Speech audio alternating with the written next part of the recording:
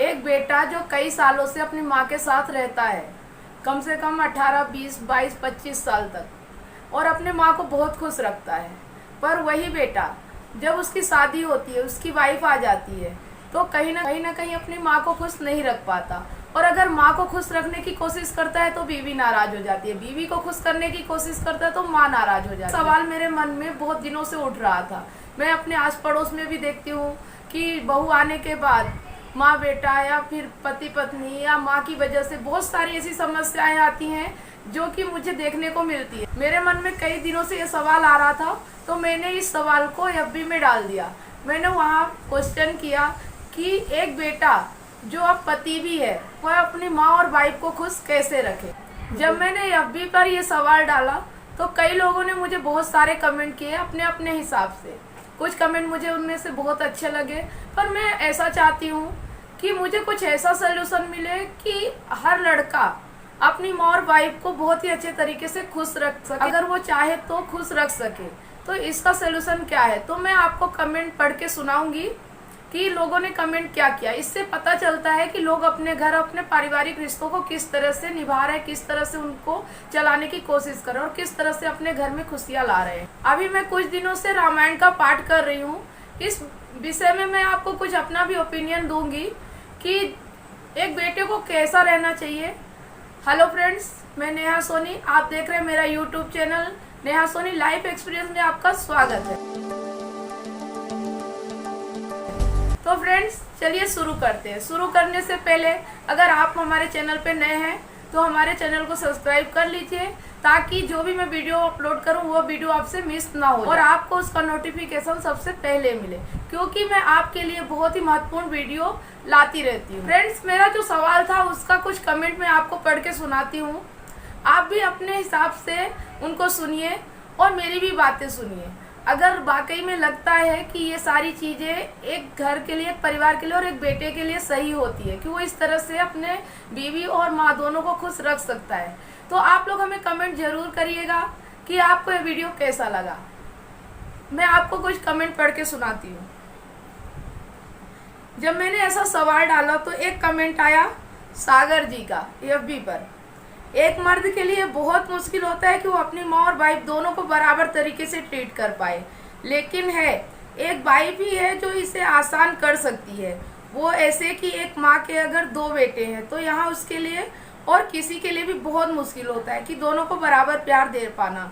लेकिन उनमें से एक जो बड़ा होता है, जो सब चीज़ें अच्छी तरह समझकर कभी माँ को ऐसा नहीं कहता कि तुम उसको ज़्यादा प्यार करती हो या ऐसा कुछ, वैसे ही एक सास को ये चीज़ समझना बहुत ज़रूरी है। अब ये कमेंट आया, पर इस कमेंट में मेरे सवाल का जवाब थोड़ा बहुत तो ठीक है, पर वो जवाब नहीं मिला जो होना चाहिए कि एक बेटे को ऐसा क्या करना चाहिए माँ और अपनी बीवी दोनों को खुश रख सके।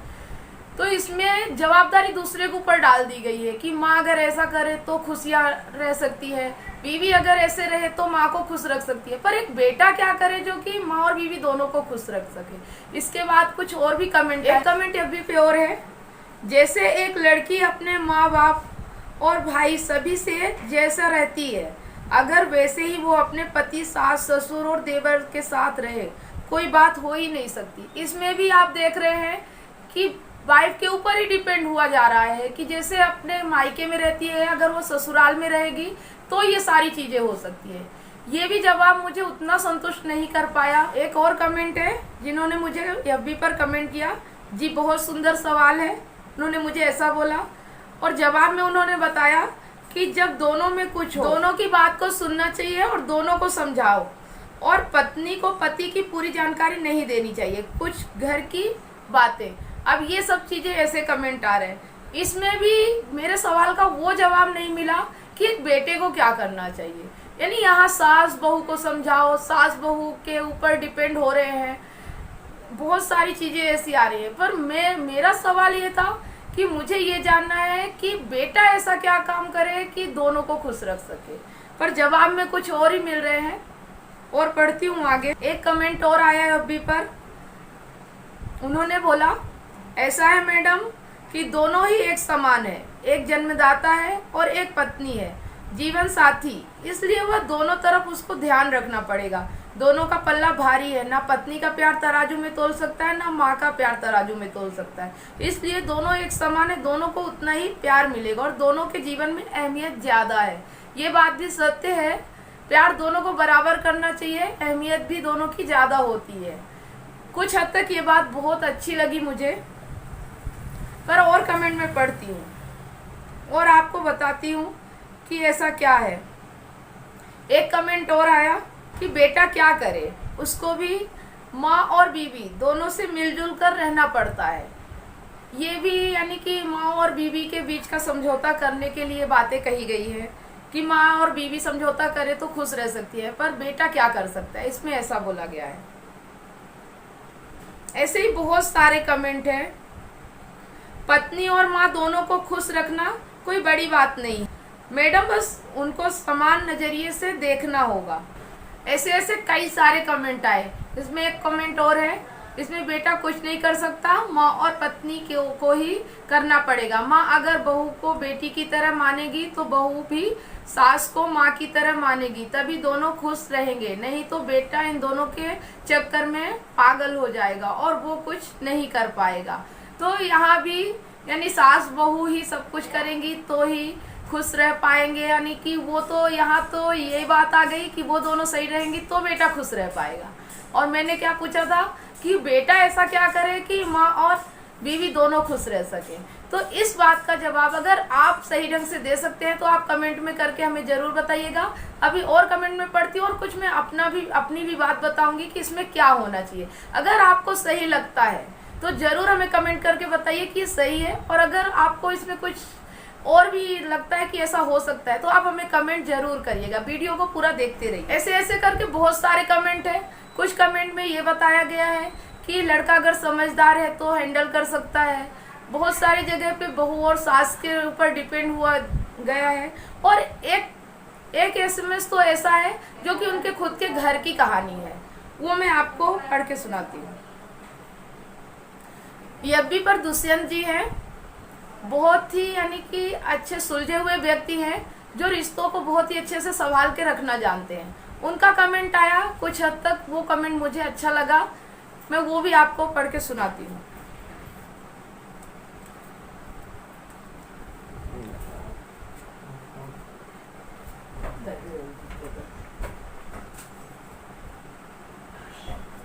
इनका कहना है कि मेरा कहना है कि यदि लड़का चाहे तो सब कुछ हो सकता है, प्यार और विश्वास से सब कुछ संभव है। माँ तो माँ है, पहले बीवी को अपने प्यार से बस में करने की जरूरत है, अगर वो हो गई तो समस्या खत्म समझो।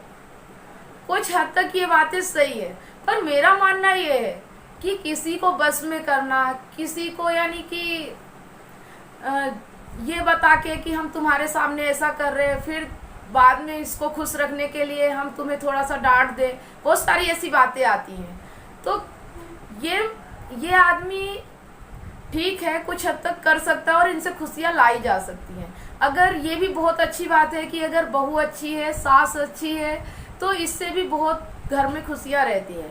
पर एक बेटे को कैसा होना चाहिए, वो चीज़ें बहुत ही मायने रखती हैं।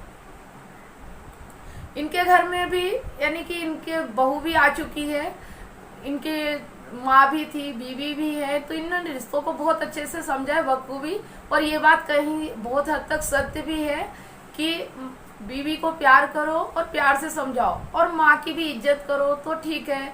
अगर बेटा चाहे तो सब कुछ कर सकता है, पर ऐसा बेटा होता कैसे है, मैं आज आपको ये बताने वाली हूँ इस वीडियो में। और मेरे मन में जो शंका और सवाल थे, हो सकता है कि ये चीज़ें मैं कुछ हद तक इन कमेंट के माध्यम से और कुछ अपने विचारों से और कुछ मैं जो रामायण पढ़ती हूँ उसकी मदद से मैं हल करना चाहती हूँ। मेरे मन में जो सवाल आया था वो कुछ हद तक अब हल हो चुके हैं, इसीलिए मैं ये वीडियो बना रही हूँ आपके लिए कि अगर आपके मन में भी ये सवाल अभी हल नहीं हो पा रहे हैं और थोड़ी बहुत भी अगर डाउट्स है तो आप उन्हें मेरे वीडियो देख के बिल्कुल हल हो सकते हैं।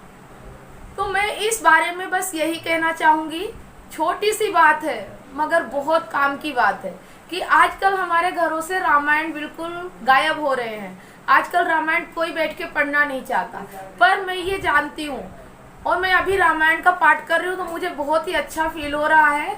और मैं ये बता सकती हूँ कि रामायण में रिश्तों की समझ जितनी अच्छी है ना, अगर किसी ने रामायण का पाठ कर लिया और उसको समझ लिया तो अपने रिश्तों को इतना बखूबी तरीके से निभा सकता है कि उससे उलझन आएगी ही नहीं जिंदगी में। ना बीवी की तरफदारी करने की जरूरत है, ना माँ की तरफदारी करने की जरूरत है। बस एक बार आपने अगर रामायण पढ़ लिया तो ये चीज बहुत अच्छे से समझ में आ जाएगी कि रिश्तों को कैसे निभाया जाता है। आपको मैं ये बताना चाहूंगी कि रामायण में आपने राम का किरदार देखा है। राम इतने अच्छे बेटे थे, अपनी माँ के बहुत अच्छे बेटे थे और अपनी बीवी के भी बहुत अच्छे पति थे, पर वो कैसे बन पाए? वो ये डिपेंड नहीं करते थे कि मेरी माँ अच्छी रहेगी तो मैं उन्हें खुश रह पाऊंगा या मेरी बीवी अच्छी रहेगी तो मैं उन्हें खुश रख पाऊंगा। एक बेटे का फर्ज क्या होता है, उसके अंदर ये क्वालिटी होनी चाहिए कि सब लोग उससे खुश रहें, उसके ऊपर शक ना करें, उसकी ईमानदारी पे विश्वास करें। अगर वो जो बातें बोल देता है, जो कह देता है, तो सबको लगना चाहिए कि वास्तव में हाँ ये बात सत्य है, और उसकी बातों पे इतना भरोसा होना चाहिए कि हर कोई उससे खुश रह सके। डाउट्स जहाँ आते हैं वही दुख होता है कि मेरी तरफदारी नहीं कर रहा, क्या उसको गलत सोच रहा है, उसके बारे में गलत बोल रहा है। कभी कभी ऐसा लगता है कि मेरा बेटा बीवी का पक्ष ले रहा है जिसकी वजह से माँ दुखी हो जाती है, और कभी कभी बीवी को ऐसा लगता है कि मेरा पति मेरी माँ का पक्ष ले रहा है, उसकी वजह से बीवी दुखी हो जाती है। तो दोनों के मन में ये डाउट्स ही नहीं होना चाहिए कि किसी के साथ पक्षपात हो रहा है। उन्हें ये क्लियर होना चाहिए कि मेरा हस्बैंड, मेरा बेटा जो चीजें भी बोल रहा है बिल्कुल क्लियर है और वही चीज होना चाहिए, उनके भले के लिए ही हो रहा है। आपने रामायण में सुना होगा, अगर आपने पाठ किया है, नहीं किया है तो मैं बता देती हूँ कि रामायण में जब राम को वनवास हुआ था और राम को जब वन में जाना था तो राम की माँ ने, कौशल्या ने उन्हें ये बोला कि सीता को यहीं छोड़ जाओ, वो वन वन कहाँ भटकेगी, कैसे रहेगी, हम सब उसके साथ हैं। उसका मायका भी जनक जी का, जो यानी कि जनक जी की पुत्री थी, तो वो भी बहुत अच्छे राजा थे, तो दोनों जगह वो आती जाती रहेगी और उसके लिए सुकून रहे, यानी कि उसको सुख मिलेगा। वहां जाके वो परेशान होगी तो उसको मत ले जाओ। अब एक बेटा अगर आज के युग का होता तो या तो वो माँ का कहना मान लेता, जो माँ बोल रही है उसको वही बातें सत्य लगती, पर फिर बीवी ने क्या बोला कि मैं आपके बातों की इज्जत करती हूँ, ठीक है, बाकी मैं अगर यहाँ रह गई तो मैं ऐसे रहूंगी कि जैसे कि मछली बिना पानी के रहती है, पपीहा जैसे पानी को तरसता रहता है, वो हालत मेरी हो जाएगी। मैं यहाँ नहीं रह सकती, आप जहाँ रहोगे मुझे वहीं सुख मिलेगा, वहीं सुख यानी कि वहीं पूरी शांति मिलेगी। मुझे राजमहल नहीं चाहिए, मैं अगर वन में भी आपके साथ रहूंगी तो भी मैं खुश रहूंगी। अब देखिए, यहाँ बेटे को फैसला करना था कि वो माँ का कहना माने या बीवी का कहना माने, पर राम ने फैसला लिया। उन्होंने वो चीज समझी कि ये जो चीज एक जरूरत होती है, आपको यहाँ पे ये चीज ध्यान देना है कि आपको किसी के पक्षपात नहीं करना है, एक जरूरत समझनी है, एक आवश्यकता समझनी है कि आपका फैसला ऐसा होना चाहिए कि जो जिस वक्त की आवश्यकता है, किसी का पक्षपात नहीं करना कि वो दुखी हो जाएगा कि वो दुखी हो जाएगा। जब आप निष्पक्ष होकर फैसला करोगे ना तो किसी को भी तकलीफ नहीं होगी। उस वक्त जो सीता ने उनको बोला वो बात उन्हें सही लगी, क्योंकि सीता एक पत्नी है, माँ उनके सीता के ही सुख को देख के बोल रही थी, पर पत्नी अपना यानी कि अपने जीवन का सुख देख के बोल रही थी। तो राम को क्या लगा कि सीता का कहना मानना ज्यादा उचित होगा, क्योंकि सीता अकेली रहेगी यहाँ, उसको पति की आवश्यकता थी। राम को ये पता चला कि सीता का सुख मेरे साथ जाने में है, तो उन्होंने उस वक्त ये नहीं सोचा कि मैं माँ का कहना नहीं मान रहा हूँ। उन्होंने ये देखा कि यहाँ सही बात क्या कहना चाहिए और सही निष्पक्ष भाव से क्या फैसला लेना चाहिए। तब उन्होंने ये फैसला लिया कि सीता उनके साथ वन को जा सकती है, और सीता प्रसन्न हो गई। इस बात पे माँ को भी खुशी हुई, क्योंकि माँ बहू की खुशी चाहती थी। तो बेटे को ये माँ और बहू जैसी है वो तो ठीक ही है, पर बेटे को किसी का पक्ष लेके फैसला नहीं करना है।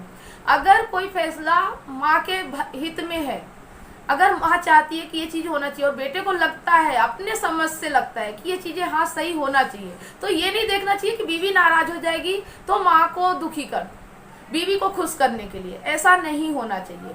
उस वक्त की सिचुएशन में जो फैसला सही होना चाहिए ये बेटे को पता होना चाहिए। बेटे को अपने दिमाग से फैसला लेना चाहिए, ना कि बीवी का मुख देख के, ना माँ का मुख देख के। अगर आप निष्पक्ष भाव से कोई भी निर्णय लेते हो, कोई भी फैसला करते हो, तो आपसे माँ और बीवी की बात ही छोड़ो, सभी सुखी रहेंगे। ये चीजें आपको समझना होगा और ये चीजें जीवन में बहुत ही मायने रखती है। यब्बी के कमेंट कुछ हद तक सही थे, लोगों का कहना भी सही है, पर मेरा मानना ये है, अगर रामायण के हिसाब से देखा जाए, कि बेटे को अच्छे संस्कार उसके अंदर होने चाहिए, अच्छे गुण उसके खानदान में होने चाहिए। वही बेटा अच्छा बन सकता है जिसके माँ बाप ने, जिसके पेरेंट्स ने अच्छे संस्कार दिए हों। कौशल्या और दशरथ के संस्कार कैसे थे? जब माता पिता के संस्कार अच्छे होते हैं तो बेटे के संस्कार भी अच्छे होते हैं। बेटे को सेल्फ डिपेंड बनाइए, अपने भरोसे वो कुछ भी जीवन में कर सके, अपने ऊपर डिपेंड हो, ना कि माँ के ऊपर डिपेंड हो या बीवी के ऊपर डिपेंड हो, कि माँ नहीं रहेगी तो मैं ये नहीं कर पाऊंगा, बीवी नहीं रहेगी तो मेरा जीवन नहीं चलेगा। एक निष्पक्ष भाव से एक अकेला इंसान, एक अकेला जो वो खुद इतनी ताकत रखता हो कि कोई भी अगर उसका साथ ना देवी तो भी वह जीवन में सुखी रह सकता है। जिस दिन ये भाव उसके मन में आ गया ना, वो किसी से ये नहीं सोचेगा कि कोई मुझसे दुखी हो जाएगा तो मैं कैसे जीवन व्यतीत करूं। जब वह किसी का यानी कि अपने सुख को ये समझेगा ही नहीं कि मेरा इससे भला हो रहा है, अगर मैं इसको दुखी कर दूंगा तो मेरा भला नहीं हो पाएगा। एक स्वार्थ नहीं रखना, रिश्तों में एक स्वार्थ की भावना नहीं होनी चाहिए।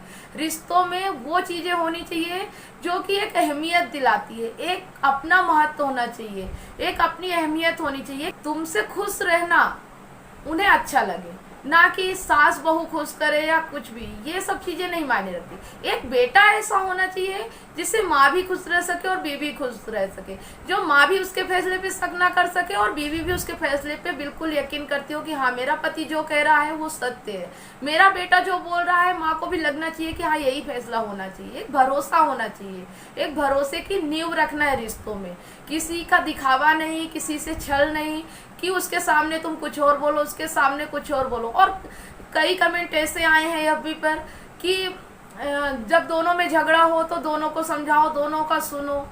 एक यानी कि ये चीजें होना चाहिए कि अगर आप में बहसबाजी हो भी जाती है तो किसी में भी ये भावना नहीं आनी चाहिए कि मैं जाके अपना पक्ष रखूंगी तो मेरे पक्ष से मेरा हस्बैंड बोलेगा। माँ को ऐसा लगे कि मैं मेरे बेटे के तरफ से पक्ष रखूंगी तो मैं अपनी तरफ से पक्ष रखूंगी तो मेरा बेटा मेरे हक में बोलेगा। ये नहीं, दोनों को ये लगना चाहिए कि अगर बात गलत है तो मेरा पति, मेरा बेटा नहीं मानेगा।